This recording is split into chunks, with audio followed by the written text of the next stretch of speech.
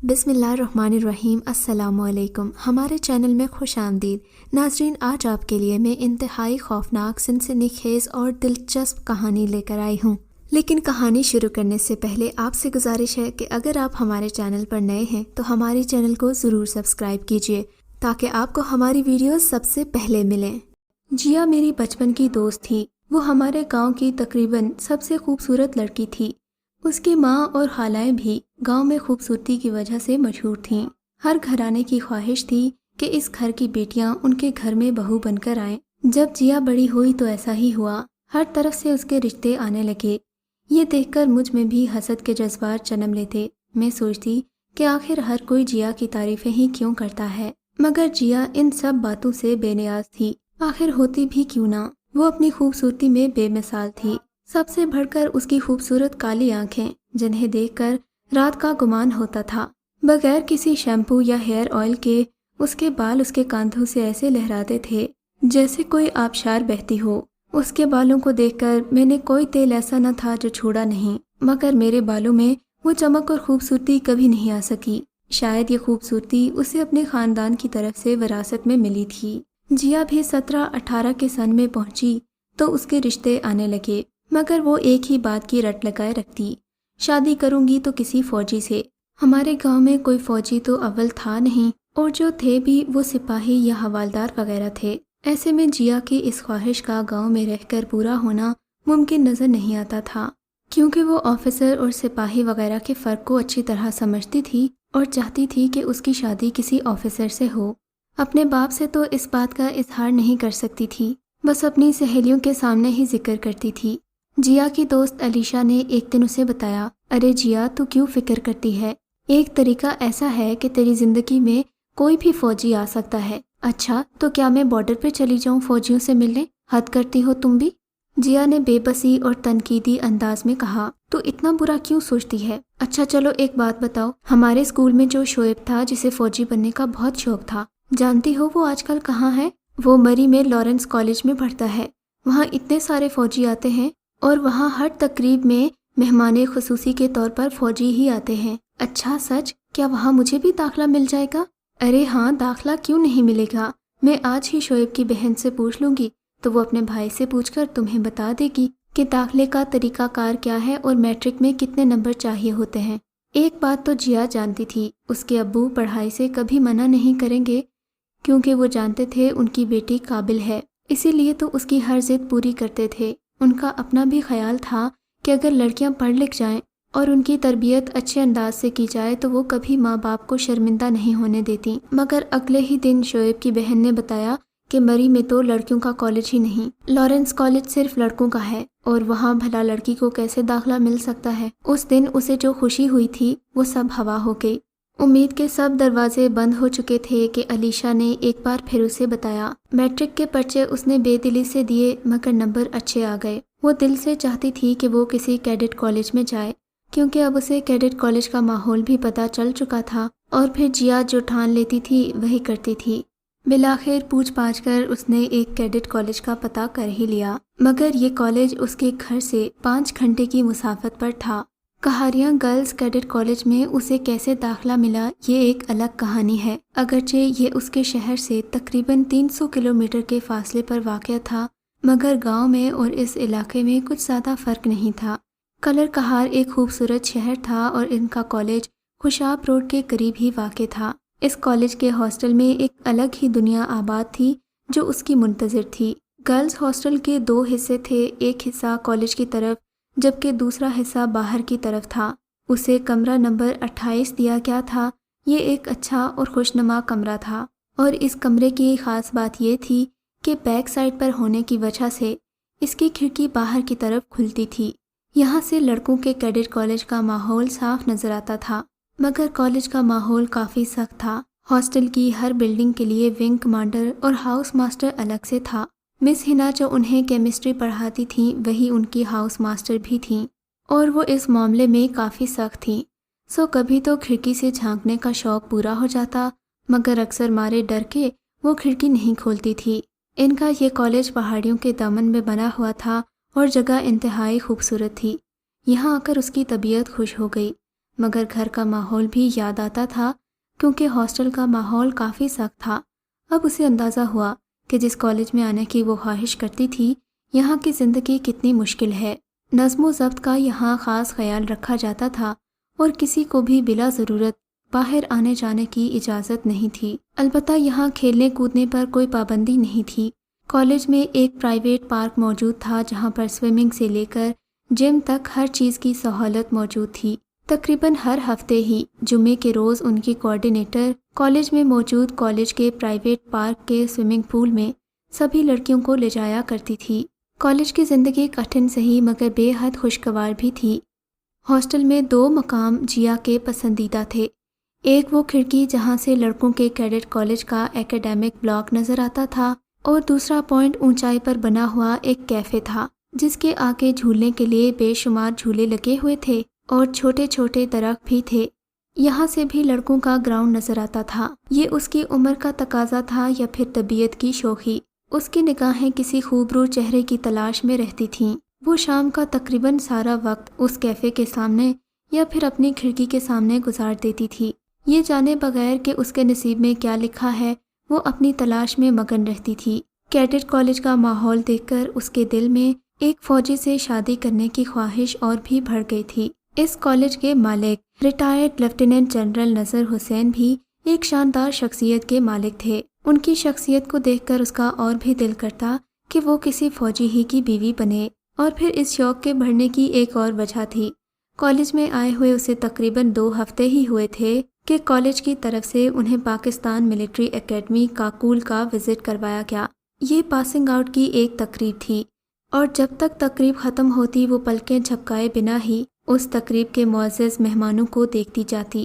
وہ خدایا، فوجی یونیفارم میں کتنے باوقار لگتے ہیں، وہ دل ہی دل میں سوچ رہی تھی۔ تقریب ختم ہوئی تو وہ بے شمار یادیں لیے واپس کالج آ گئی۔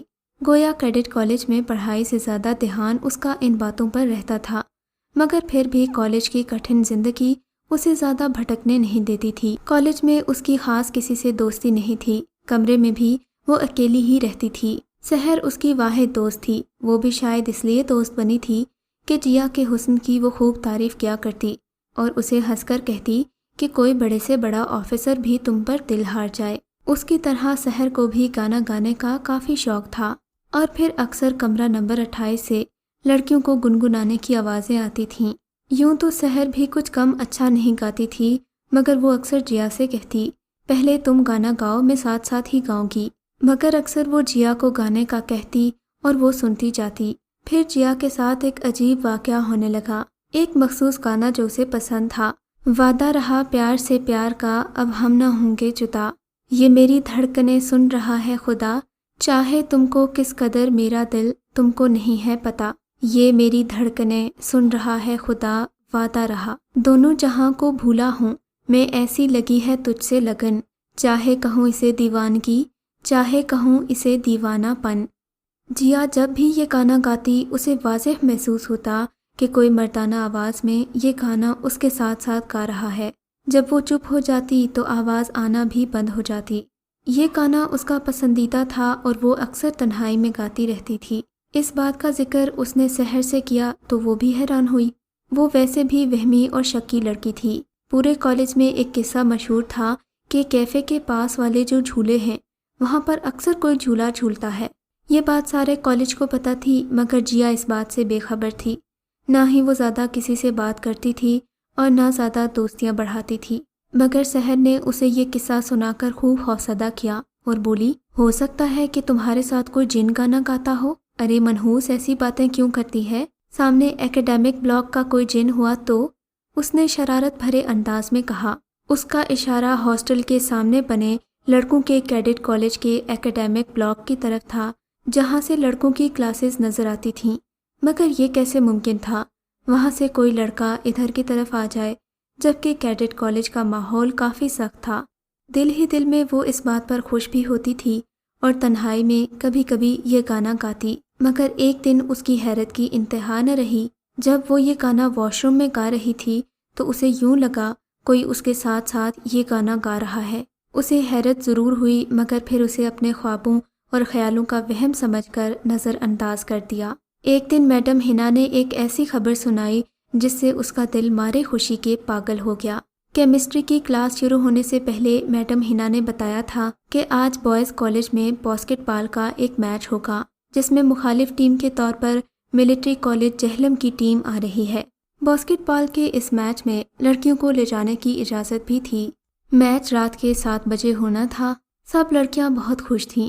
شام کا ماحول اس کالج میں نیا رنگ لے کر اترتا تھا اور ان پہاڑیوں کے دامن میں بنے اس کالج میں زندگی کسی فلم جیسی معلوم ہوتی تھی۔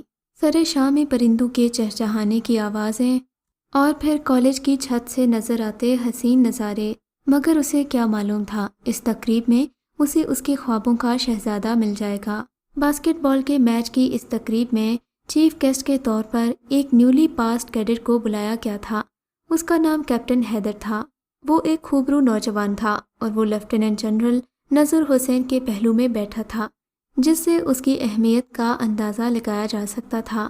شاید اسے کالج میں اس لیے بلایا گیا تھا کہ وہ لڑکوں کو متاثر کر سکے، کیونکہ وہ بھی 3-4 سال پہلے اسی کالج کا طالب علم رہ چکا تھا اور پھر یہاں پڑھنے والوں کے لیے وہ ایک نئی مثال بن کر آیا تھا۔ مگر جنرل صاحب کو کیا پتا تھا کہ وہ لڑکوں کو متاثر تو کرے گا مگر لڑکیوں کے دلوں کی بھی دھڑکن بن جائے گا۔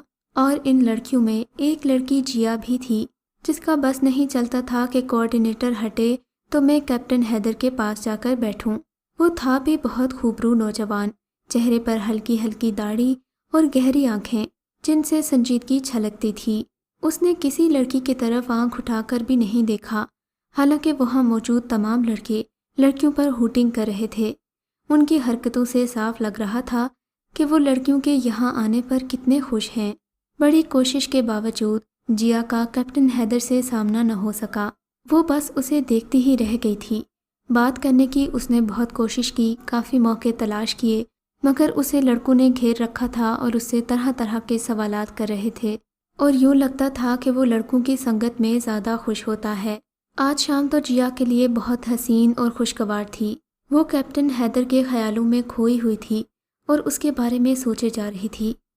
اس کا بس نہیں چلتا تھا کہ وہ اڑ کر اس کے پاس پہنچ جائے۔ اس کی یاد میں وہ وہی پسندیدہ گانا گانے لگی، مگر پھر وہی پراسراریت کمرے میں چھا گئی۔ ایک طرف سے اسے آواز آنے لگی، یوں لگا جیسے کوئی اس کے ساتھ ساتھ ہی گا رہا ہے۔ اس نے گھبرا کر کمرے کی کھڑکی کھولی کیونکہ اسے لگا کہ آواز کا رخ اس کھڑکی کی جانب تھا، اور جب وہ کھڑکی کے پاس جاتی تو آواز پہلے کی نسبت زیادہ بلند ہو جاتی۔ وہ کھڑکی سے پردے ہٹانے ہی والی تھی کہ اسے مس ہنا کی زوردار آواز سنائی دی، جو ہاسٹل کی لڑکیوں کو لائٹ بند کرنے کا کہہ رہی تھیں۔ مس ہنا بہت سختی کرتی تھیں۔ وہ کسی لڑکی کو اجازت نہیں دیتی تھیں کہ بلا ضرورت کھڑکی کھولی جائے، اور پھر یہ وقت بھی سردیوں کا تھا اور اس کے کمرے کی کھڑکی بوائز کالج کی طرف کھلتی تھی۔ وہ دبک کر بستر میں لیٹ گئی اور سوچنے لگی، آخر یہ کون ہے جو میرے ساتھ گانا گاتا رہتا ہے؟ اب آواز آنا بند ہو چکی تھی، مگر ایک تجسس تھا جو اس کے اندر رہ گیا تھا۔ وہ یہ سوچ کر حیران ہو رہی تھی کہ رات کے اس وقت کون اس کے ساتھ گانا گا سکتا ہے، جبکہ رات کے وقت تو کوئی کالج بھی نہیں آتا، اور پھر ایسا کون سا فارغ نوجوان ہے جو تب حاضر ہو جاتا ہے جب وہ گانا گانے لگتی ہے۔ اسے سوچ سوچ کر الجھن ہو رہی تھی، نہ جانے کب وہ سوچتے سوچتے سو گئی۔ صبح اس کی آواز الارم پر کھلی۔ وہ جلدی جلدی تیار ہونے لگی۔ لال رنگ کی ٹوپی میں وہ بے حد حسین لگتی تھی۔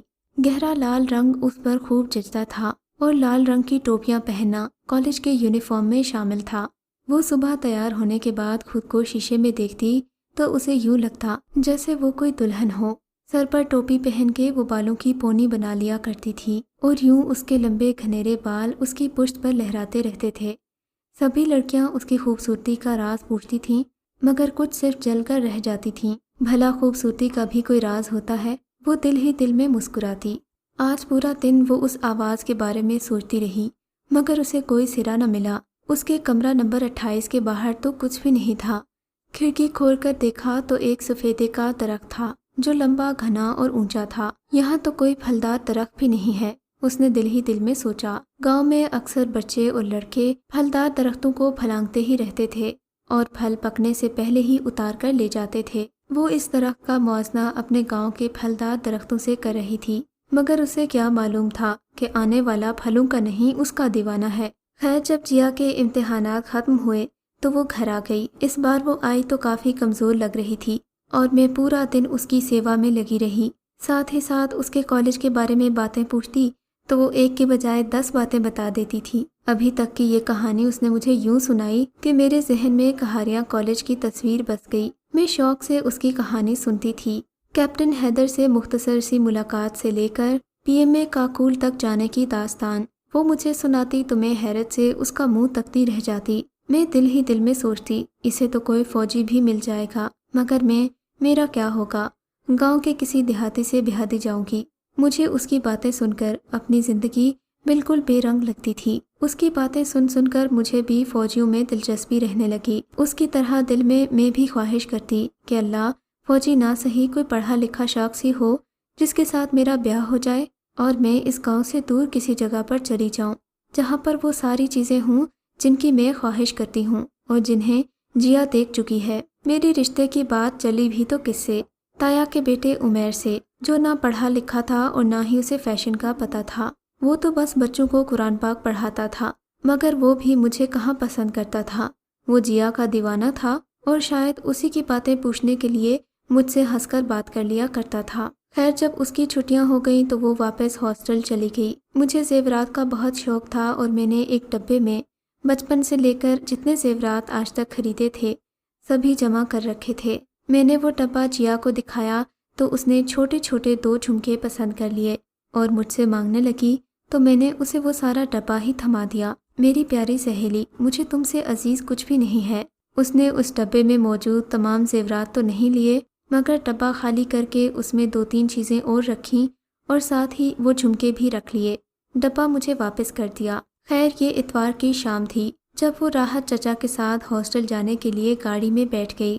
میں نے وہ ڈبہ بھی احتیاط سے اس کے سامان میں رکھ دیا تھا۔ وہ چچا سے کہہ رہی تھی کہ مجھے اب نیا بیگ لینا ہے کیونکہ یہ بیگ کافی پھٹ چکا ہے اور پرانا بھی ہو چکا ہے، مگر چچا تو اس پر یہی کہہ کر احسان جتلاتے تھے کہ شکر کرو میں نے تمہیں اتنے بڑے کالج میں اتنی بھاری فیس دے کر پڑھنے کی اجازت دی ہے، جبکہ گاؤں کا کوئی آدمی بھی اپنی بیٹیوں کو پڑھنے کے لیے اتنی دور نہیں بھیجتا۔ ساتھ ہی ساتھ وہ نصیحت کرتے، بیٹا میری عزت پر کبھی آنچ نہ آنے دینا، مگر وہ تو اپنے دل میں حیدر کو بسا چکی تھی، اب اس کے خیالوں سے نکلنا اس کے لیے ممکن نہیں تھا۔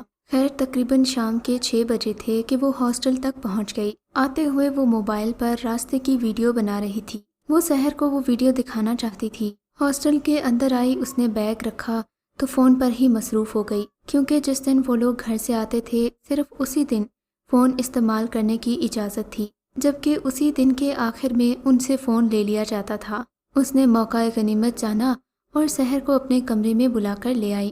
اسے ویڈیوز دکھانے میں مصروف ہو گئی، جبکہ باہر کا موسم کافی ابر آلود ہو رہا تھا۔ یہ رات کے تقریباً 8 بجے تھے کہ ہلکی ہلکی ہوائیں چلنا شروع ہو گئیں اور پھر تھوڑی ہی دیر میں زور کی بارش شروع ہو گئی۔ رات کے کھانے کے بعد سب لڑکیوں نے اپنے اپنے فون مس ہنا کے پاس جمع کروا دیے۔ اس نے بھی اپنا فون دیا تو اسے احساس ہوا کہ فون کے بغیر کتنی تنہائی محسوس ہو رہی تھی۔ پھر دل میں خیال آیا چلو بیگ سے سامان نکال کر الماری میں سیٹ کر دیتی ہوں۔ یہ سوچتے ہوئے اس نے بیگ کھولا تو بیگ سے وہ زیور والا ڈبہ غائب تھا جو اس نے بیگ میں سب سے اوپر رکھا تھا۔ اس خیال سے کہ بیگ نیچے سے پھٹا ہوا ہے، کہیں زیورات والا ڈبہ گر ہی نہ جائے، مگر شاید راستے میں وہ ڈبہ کہیں گر گیا تھا۔ وہ دل ہی دل میں سوچنے لگی، ویسے تو سارا راستہ بابا کے ساتھ گاڑی میں طے کیا، گھر سے جو پیدل سڑک تک چلنا پڑتا تھا میں پیچھے پیچھے ہی اس کے ساتھ آئی تھی۔ اگر زیور کا ڈبہ نیچے گرا ہوتا تو یقیناً میں اسے دے دیتی۔ اس کا دھیان اس وقت پر گیا جب وہ گاڑی سے اتری تھی اور بیگ کو گھسیٹتے ہوئے ہاسٹل کے اندر لے کر آئی تھی۔ وہ سوچنے لگی شاید زیورات والا ڈبہ گیٹ کے باہر ہی کہیں گر گیا ہوگا، مگر اب ہاسٹل سے باہر نکلنا ممکن نہیں تھا کیونکہ باہر سخت بارش ہو رہی تھی۔ ڈبہ اس کی عزیز سہیلی نے دیا تھا، وہ کیسے اسے بھول سکتی تھی؟ اسے ہر قیمت پر ڈھونڈنا ہی تھا۔ دلیر تو تھی ہی، اس کے لیے ایسے کام کوئی خاص مشکل نہیں تھے۔ گاؤں میں اکثر لڑکیاں 18-19 سال کی عمر تک بچوں کی طرح کھیل کود کرتی ہیں، درختوں پر چڑھتی ہیں، گلیل سے پرندوں کا شکار کرتی ہیں، لہٰذا اس کے لیے کوئی بڑی بات نہیں تھی۔ اس نے پہلے تو ادھر ادھر دیکھا ہاسٹل کے سبھی دروازے بند ہو چکے تھے، لائٹس آؤٹ ہو چکی تھیں اور مکمل سناٹے کا راج تھا۔ اس کا زیورات والا ڈبہ ضرور خوشاب روڈ پر ہی پڑا ہوگا۔ کچھ سوچ کر وہ اپنے کمرے سے باہر نکلی۔ بارش سے بچنے کے لیے تو کچھ تھا نہیں، سر پر اس نے یونیفارم والی ٹوپی پہن لی اور پھر اپنے کمرے سے باہر آ گئی۔ آواز پیدا ہونے کا بھی ڈر نہیں تھا کیونکہ باہر بارش کا کافی شور تھا، اس لیے آواز پیدا ہو جانا کوئی بڑی بات نہیں تھی۔ وہ آسانی سے دبے قدموں اپنے کمرے سے باہر آ گئی۔ ہاسٹل کے لان میں پہنچ کر ادھر ادھر دیکھا تو وہاں کوئی نہیں تھا۔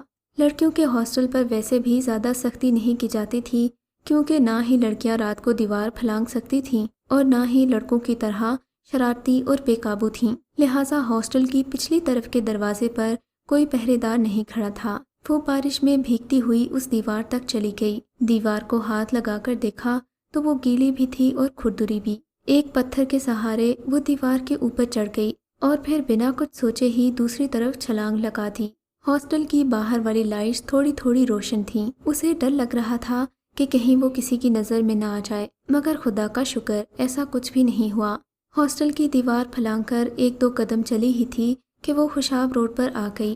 بارش کی وجہ سے روڈ گیلا تھا اور درختوں کے پتوں پر بارش کی بوندیں پڑنے سے ایک خوشگوار سا شور پیدا ہو رہا تھا، مگر اسے اپنے ڈبے کو ڈھونڈنا تھا جو یہیں کہیں گر گیا تھا۔ موسم بہت خوشگوار تھا اور عموماً ایسے موقع پر وہ گانے گاتی تھی، مگر آج اسے گانے گانے کا ہوش نہیں تھا۔ وہ اپنا کھویا ہوا ڈبہ ڈھونڈ رہی تھی، مگر ڈبہ اسے کہیں دکھائی نہیں دے رہا تھا۔ وہ دو چار قدم آگے گئی تو اندھیرا ہی اندھیرا تھا کیونکہ ہاسٹل سے آنے والی روشنی اب ختم ہو چکی تھی اور خوشاب روڈ پر اسٹریٹ لائٹس نہیں تھیں۔ یہ ایک ویران سا علاقہ تھا، یہاں آس پاس بھی بازار نہیں تھے۔ تھوڑی دور آ کر اسے خوف محسوس ہو رہا تھا کیونکہ اب روشنی ہلکی ہوتے ہوتے تقریباً ختم ہو چکی تھی۔ وہ پیچھے جانے کے لیے مڑی ہی تھی کہ اچانک اسے کسی گاڑی کی لائٹس نظر آئیں۔ یہ گاڑی اسی کی طرف آ رہی تھی۔ جوں جوں گاڑی قریب آئی اس کی روشنی سڑک کو روشن کرنے لگی۔ مسلسل بارش ہونے کی وجہ سے، بارش کا پانی سڑک پر پڑنے کی وجہ سے ننھے ننھے بلبلے بن رہے تھے اور پھر خود بخود ہی ختم ہو رہے تھے۔ اب اسے وہ سڑک صاف نظر آ رہی تھی، مگر زیورات والے ڈبے کا کہیں نام و نشان نہیں تھا۔ گاڑی قریب آئی تو معلوم ہوا کہ یہ ایک فوجی گاڑی تھی۔ اس کی تو جان ہی نکل گئی۔ اوہ خدایا، کہیں کوئی کالج کا بندہ ہی نہ ہو۔ اگر کوئی مجھے جاننے والا نکل آیا تو میں کیا کروں گی؟ مگر پھر وہ یہ سوچ کر مطمئن ہو گئی کہ کالج میں تو ہزاروں لڑکیاں ہیں، کوئی اسے کیسے پہچانے گا۔ اوہ خدایا، میں بھی کتنی بے وقوف ہوں، سر پہ یونیفارم والی ٹوپی پہن کر نکلی تھی، اگر اس بندے نے مجھے پہچان لیا تو۔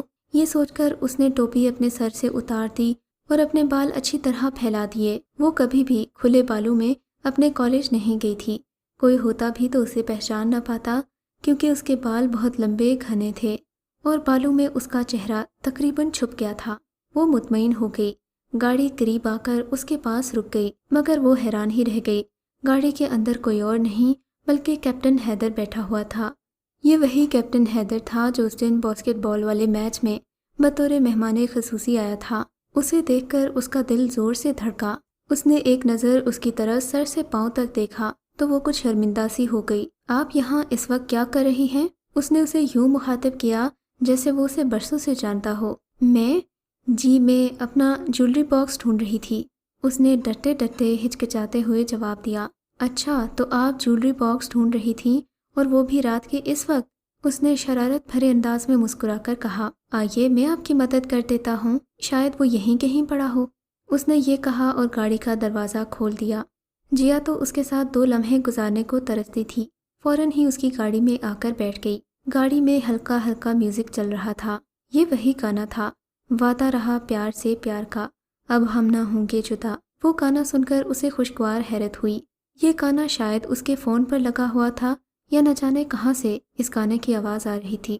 وہ کچھ سمجھ نہیں پائی۔ وہ تو یہاں ڈبہ ڈھونڈنے آئی تھی مگر اپنا دل ہی کھو دیا۔ اس نے یہ بھی غور نہیں کیا یا شاید بھول گئی تھی کہ کیپٹن حیدر نے بتایا تھا کہ اس کی پوسٹنگ مری کے ایک علاقے میں ہوئی ہے۔ پھر کیپٹن حیدر کا رات کے اس وقت آنا اس کے لیے حیرت کا باعث ہونا چاہیے تھا، مگر وہ تو اس وقت میں کھوئی ہوئی تھی جو اس کے پاس تھا اور نہایت حسین تھا۔ اوپر سے اس کا پسندیدہ گانا۔ وہ اپنی سوچوں میں گم سم بیٹھی رہی اور کیپٹن لاپرواہی سے اسٹیئرنگ پر ہاتھ رکھے اسے بغور دیکھتا رہا۔ اس نے یوں اسٹیئرنگ سے ہاتھ اٹھا لیے جیسے گاڑی میں کوئی چابی بھری ہو اور وہ خود بخود چل رہی ہو۔ گاڑی تھوڑی دیر چلتی رہی اور پھر ہاسٹل کا دروازہ آ گیا۔ حالانکہ وہ تو مخالف سمت سے چلے تھے، پھر ہاسٹل کا دروازہ اچانک ہی آ گیا۔ اسے بہت حیرت ہوئی۔ اس نے حیرت بھری نگاہوں سے کیپٹن حیدر کی طرف دیکھا تو ایک اور حیرت ناک منظر اس کا منتظر تھا۔ اس کے ہاتھ میں وہ ڈبہ تھا جو جیا سے راستے میں کھو گیا تھا۔ وہ پھٹی پھٹی نظروں سے اسے دیکھ رہی تھی اور وہ اسے دیکھ کر مسکرا رہا تھا۔ یہ اس کا رعب تھا یا پھر اس وقت کا سحر؟ وہ پوچھنا بھول گئی کہ یہ ڈبہ کیسے اور کہاں سے ملا۔ گاڑی سے اتری اور پھر اس کے جانے کا انتظار کرنے لگی کہ یہ جائے تو میں دیوار پھلانگوں، کیونکہ اس کے سامنے ایسا کرنا معیوب لگ رہا تھا۔ وہ شرمندہ سی ہو کر زمین کو دیکھے جا رہی تھی۔ پھر تھوڑی ہی دیر میں اسے لگا کہ گاڑی چلی گئی تو وہ اطمینان سے ہاسٹل کی دیوار کی طرف پلٹی، دوبارہ دیوار پھلانگ کر اندر آ گئی اور زیور کا ڈبہ پا کر خوش ہو گئی۔ مگر کچھ چیزیں اسے بہت بے چین کر رہی تھیں، مگر اس کے پاس ان باتوں کے لیے وقت نہیں تھا۔ اسے صبح 6 بجے اٹھنا تھا۔ کمرے میں واپس آئی، اپنے گلے سے دوپٹہ اتارا اور یہ دیکھ کر پریشانی کی انتہا نہ رہی کہ اس کے سر پر یونیفارم والی ٹوپی نہیں تھی۔ حیرت کی بات نہیں تھی، ٹوپی اس نے خود ہی اتاری تھی۔ اف خدایا، اسے دیکھ کر تو میں سب کچھ بھول جاتی ہوں۔ یہ میں نے کیا کیا؟ وہ دل ہی دل میں پچھتانے لگی۔ اب کیا کروں؟ ٹوپی نہ ہوئی تو صبح ڈانٹ پڑے گی۔ وہ پریشانی کے عالم میں کمرے میں ٹہلنے لگی۔ کیا کروں کیا کروں؟ دوسری ٹوپی بھی نہیں تھی جو وہ استعمال کر لیتی۔ اپنی گھبراہٹ دور کرنے کے لیے اس نے کھڑکی کا شیشہ سلائڈ کیا اور باہر کی طرف دیکھنے لگی۔ یہ دیکھ کر اس کی خوشی اور حیرت کی انتہا نہ رہی کہ اسے کھڑکی کے پاس رکھی ایک ٹوپی نظر آ گئی۔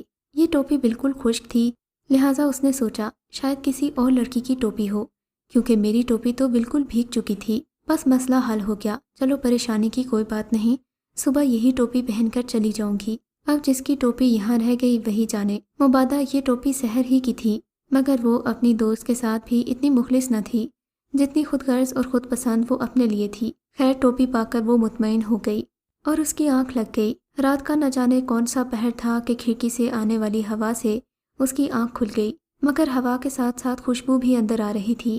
یہ لذیذ کھانوں کی خوشبو تھی۔ اسے بہت حیرت ہوئی، اس وقت کون کھانا پکا رہا ہے؟ اس کا بہت دل کر رہا تھا۔ گھر کی یاد آ رہی تھی، کیسے بارش والے موسم میں پکوڑے بنا کر کھایا کرتے تھے، مگر اب کیا ہو سکتا تھا؟ یہ ہاسٹل تھا، اس کا گھر نہیں۔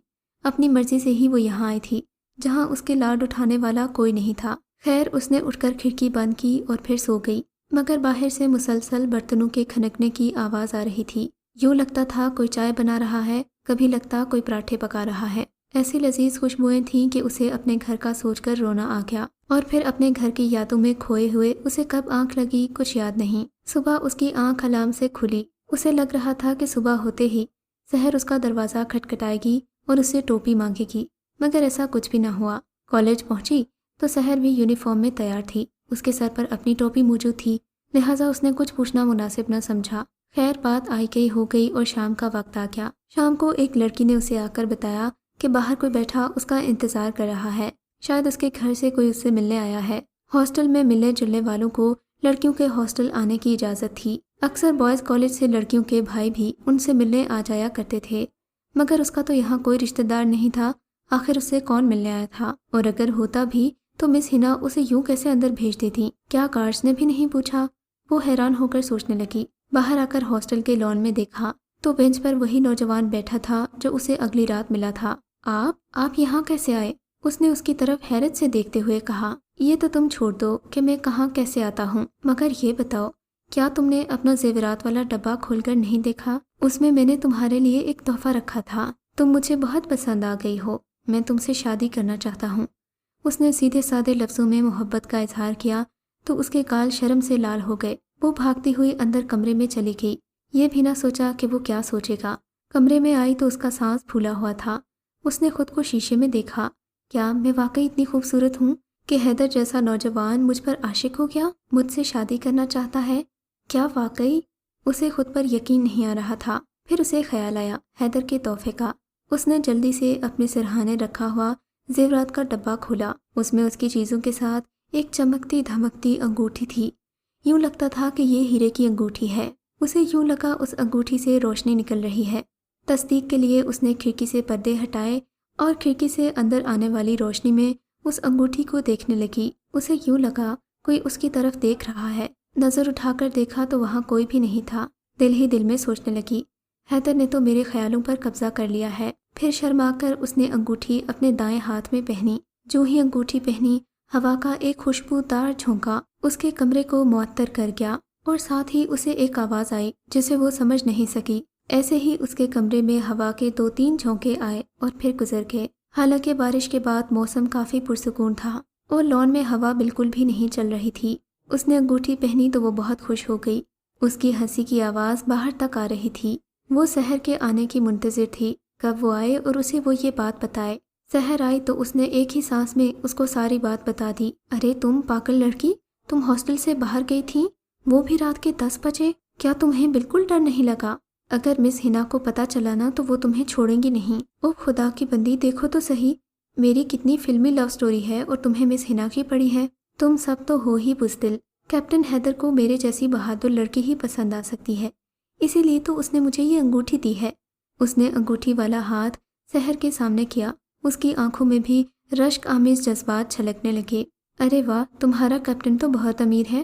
میرے بیچارے کزن کی تنخواہ تو 40,000 ہے، اور یونیفارم وغیرہ بھی اسے اپنے ہی پیسوں سے لینا پڑتا ہے۔ اس کے پاس اتنے پیسے نہیں ہوتے، لیکن بھائی تمہارا کیپٹن تو کوئی امیر زیادہ ہی لگتا ہے، ورنہ نئے نئے کیپٹن نے اتنی قیمتی انگوٹھی تمہیں کہاں سے لا کر دے دی؟ دیکھنا کہیں وہ جن ہی نہ ہو۔ سحر نے کھڑکی سے باہر دیکھتے ہوئے کہا۔ یہ سن کر تو جیا کا پارا چڑھ گیا۔ خدا کرے تم پر کوئی عاشق ہو جائے جن، مجھے تو حیدر ہی چاہیے۔ کتنی منحوس باتیں کرتی ہو تم، ہر وقت جن جن لگائے رکھتی ہو۔ گاؤں سے تو میں آئی ہوں، ایسی باتیں مجھے کرنی چاہیے، تم شہر میں رہ کر ایسی باتیں کرتی ہو۔ شرم کرو، تمہارا تو کوئی سٹینڈرڈ ہی نہیں۔ اس نے غصے سے تپتے ہوئے کہا تو سحر ہنسنے لگی۔ اچھا چھوڑو، یہ بتاؤ کہ تم گھر کب جاؤ گی؟ تم نے بتایا تھا تمہارے علاقے میں الیکشن ہو رہے ہیں۔ ہاں الیکشن تو ہو رہے ہیں، مگر میرا الیکشن سے کیا لینا دینا؟ کیوں نہیں لینا دینا؟ تمہارے علاقے میں تو الیکشن والے دنوں میں فوجی آتے ہیں نا، اور اب تو الیکشن بھی ٹھیک 5 سال بعد ہو رہے ہیں، تو کیا تم ان شہزادوں کو دیکھنے نہیں جاؤ گی؟ سحر نے اسے چھیڑتے ہوئے کہا۔ بکواس بند کر دو سحر، تو اچھا ہوگا۔ تمہیں نہیں پتا میں اب حیدر کو پسند کرنے لگی ہوں۔ اب بھلا میں کیوں کسی فوجی کو دیکھوں گی جب مجھے اپنا فوجی مل گیا ہے؟ اس نے انگوٹھی کو سینے سے لگاتے ہوئے کہا۔ اچھا بھائی ٹھیک ہے، تمہیں اپنا فوجی مبارک ہو، میں تو جا رہی ہوں، مجھے بایو کا ایک پورا چیپٹر ریوائز کرنا ہے۔ اس نے ایک نگاہ جیا پر ڈال کر کہا۔ اب اسے واقعی الیکشن میں جانے کا کوئی شوق نہیں تھا، مگر پھر اسے جانا ہی پڑا۔ پھپھو کی بیٹی کی شادی تھی اور اسے ابو لینے آئے تھے۔ پرنسپل سے کہہ کر انہوں نے 10 دن کی چھٹی لی تھی۔ وہ گاؤں پہنچی تو میں شدت سے اس کی منتظر تھی۔ اس بار بھی ہمیشہ کی طرح اس نے مجھے وہ سارے واقعات سنا دیے اور ساتھ ہی ساتھ وہ قیمتی انگوٹھی بھی دکھا دی۔ مجھے خوشی بھی ہوئی اور ایک قدرتی حسد بھی ہوا۔ واہ، جیا کی قسمت تو واقعی بہت اچھی ہے، وہ جو سوچتی ہے پا لیتی ہے، اور میری قسمت میں عمیر مولوی ہی رہ گیا تھا۔ میں نے دل ہی دل میں سوچا، مگر پھر اسے مبارکباد بھی دی۔ ٹھیک 3 دن کے بعد سائرہ باجی کی شادی تھی۔ ہم سب پھوپھی کے گھر جمع ہو گئے۔ ساری لڑکیاں گانا گا رہی تھیں، مگر ہمیں ان گانوں سے کوئی دلچسپی نہ تھی۔ ہم اپنی ہی دنیا میں مگن تھے۔ جیا مجھے کالج کی باتیں بتا رہی تھی اور میں اس کی باتیں غور سے سن رہی تھی۔ شادی والے دن جیا بہت خوبصورت لگ رہی تھی۔ سب کی نظریں اس پر ٹکی ہوئی تھیں اور وہ سب سے بے نیاز تھی، کیونکہ اس کی نظروں میں کوئی اور سما گیا تھا، مگر وہ نہیں جانتی تھی کہ اس معاشرے کی کچھ روایات بھی ہیں، اور ان روایات کو ہر بیٹی کو ماننا ہی پڑتا ہے، چاہے وہ کتنی ہی ماڈرن کیوں نہ ہو جائے۔ اور پھر ایسا ہی ہوا۔ شادی میں جیا کی دور کی خالہ آئی تھی اور انہوں نے اپنے بیٹے منیب کے لیے اسے پسند کر دیا۔ شادی والے دن ہی اس کے ماں باپ کے کان میں یہ بات ڈال دی کہ مجھے آپ کی بیٹی پسند آ گئی ہے۔ دراصل ان کے بیٹے منیب کو وہ پسند آ گئی تھی، کیونکہ ہم جدھر بیٹھتے اس کی نگاہیں ہمارا تعقب کر رہی ہوتی تھیں۔ میری شکل تو معمولی سی تھی، لہٰذا یہ گمان نہیں تھا کہ وہ مجھے دیکھنے آ رہا ہے۔ میں جانتی تھی کہ وہ جیا کے پیچھے ہی آیا ہے اور یہ ضرور اسے پسند کرے گا۔ اور پھر شادی کا ہنگامہ ختم ہوتے ہی خالہ باقاعدہ مٹھائی وغیرہ لے کر جیا کے گھر آ گئیں۔ جیا کو اس بات کی کانوں کان خبر نہیں ہوئی تھی، کیونکہ ماں باپ رشتے سے پہلے لڑکی کو اس بارے میں نہیں بتاتے تھے، نہ ہی لڑکی کی مرضی کے بارے میں پوچھا جاتا تھا۔ اور ویسے بھی جیا کے والد کو یقین تھا کہ ان کی بیٹی ان کی پسند کے آگے سر جھکا لے گی۔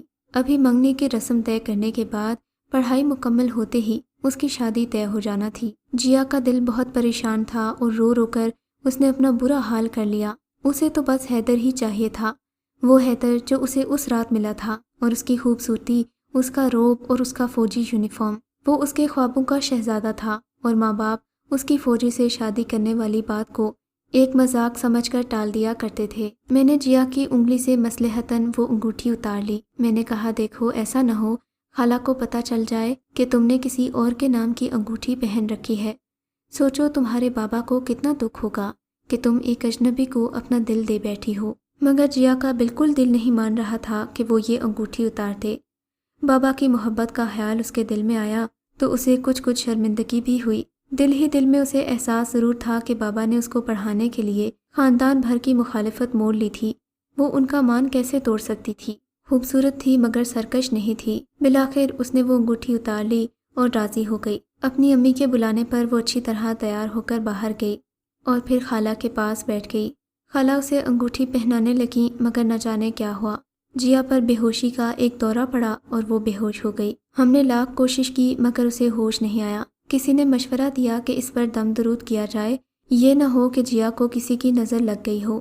اشرف چچا ہمارے اپنے ہی تھے۔ وہ اکثر خاندان میں لڑکیوں اور بچوں وغیرہ کو نظر لگ جانے پر دم دیا کرتے تھے۔ وہ آئے اور اس پر دم کرنے لگے۔ ابھی تھوڑی دیر ہی گزری تھی کہ جیا کو ہوش آ گیا، مگر اس کی آنکھیں سرخ انگارہ ہو رہی تھیں۔ وہ اٹھ کر بیٹھ گئی تو ہم سب اس کی حالت دیکھ کر ڈر گئے۔ اس کی حالت بالکل دیوانوں جیسی تھی۔ وہ خونخوار نگاہوں سے ہم سب کو گھور رہی تھی۔ پھر تایا کی طرف دیکھ کر بولی، یہاں سے چلا جا ورنہ میں تجھے چھوڑوں گا نہیں۔ ایک دم وہ مردانہ آواز میں بولی تو ہم سب گھبرا گئے۔ جیا جیا بیٹا۔ اس کی امی آگے بڑھیں تو چچا اشرف نے انہیں ہاتھ کے اشارے سے روک دیا۔ چچا نے سب کو باہر جانے کا کہہ دیا اور ہم لوگ کمرے سے باہر آ گئے، مگر جیا کی آوازیں باہر تک صاف سنائی دیتی تھیں۔ چچا تھوڑی دیر کچھ پڑھتے رہے اور پھر بولے، سچ بتا دے تو کون ہے اور کیا چاہتا ہے؟ میں حیدر ہوں اور اس لڑکی کو پسند کرتا ہوں۔ تم جو چاہے کر لو، میں اس کا پیچھا نہیں چھوڑوں گا۔ اگر تم لوگوں نے اس کی شادی کہیں کرنے کی کوشش کی تو میں اس کی جان لے لوں گا۔ چچا کو بھی جیسے جلال آ گیا۔ وہ بھی زور زور سے بول رہے تھے اور پھر کیا ہوا ہمیں پتہ نہیں۔ ہم باہر سے صرف چیخنے چلانے کی آوازیں سن رہے تھے۔ کبھی جیا کے چیخنے کی آواز آتی اور کبھی چچا اشرف زور سے بولتے۔ ہم سب گھبرا گئے تھے۔ یہ دیکھ کر خالہ اور منیب پر بھی ایک خوف طاری ہو گیا تھا۔ تھوڑی دیر میں چیخوں کی آواز آنا بند ہو گئی اور جیا سو گئی۔ چچا کمرے سے باہر آئے تو بولے، میں تمہیں نہ کہتا تھا کہ بیٹی کو کالج نہ بھیجو؟ سفیدے والا جن اس پر عاشق ہو گیا ہے۔ اب خبردار اسے وہاں بھیجنے کی غلطی مت کرنا۔ اگر یہ وہاں گئی تو اس کی جان بھی جا سکتی ہے۔ اس کی شادی ایک ہفتے کے اندر اندر کر دو ورنہ کچھ بھی ہو سکتا ہے۔ سفیدے والی بات کسی کو سمجھ میں نہیں آئی مگر میں سمجھ چکی تھی کہ بات کیا ہے۔ روحانیت چچا کے چہرے سے ٹپکتی تھی اور وہ جنات وغیرہ کو قابو کرنا خوب جانتے تھے، مگر اس واقعے کے بعد سے خالہ نے اس رشتے سے انکار کر دیا اور یوں جیا کی شادی عمیر سے ہی ہو گئی جس کا اس نے کبھی سوچا بھی نہیں تھا۔ اس کے والدین اس واقعے سے بہت خوفزدہ ہو چکے تھے اور چچا کی بات پر ہر کوئی یقین رکھتا تھا، اس لیے کوئی بھی ان کی بات ٹال نہیں سکا۔ یوں ٹھیک ایک ہفتے کے بعد جیا کی شادی عمیر سے ہو گئی اور شاید اسے اس لیے نقصان نہیں پہنچا کہ عمیر بھی صوم و صلات کا پابند تھا اور باقاعدگی سے قرآن پاک کی تلاوت کیا کرتا تھا، مگر جیا کی زندگی کا یہ واقعہ میرے لیے آج بھی حیرت کا باعث ہے۔ اگر آپ کو یہ کہانی اچھی لگی ہے تو اس ویڈیو کو لائک کیجیے اور اس طرح کی مزید ویڈیوز دیکھنے کے لیے ہمارے چینل کو سبسکرائب کیجیے۔ اور ہاں، اگر آپ کی کسی دوست، رشتہ دار یا بہن کے ساتھ خدا نہ کرے ایسا کوئی واقعہ پیش آیا ہے تو ہمیں کامنٹ سیکشن میں اس کے بارے میں ضرور بتائیے۔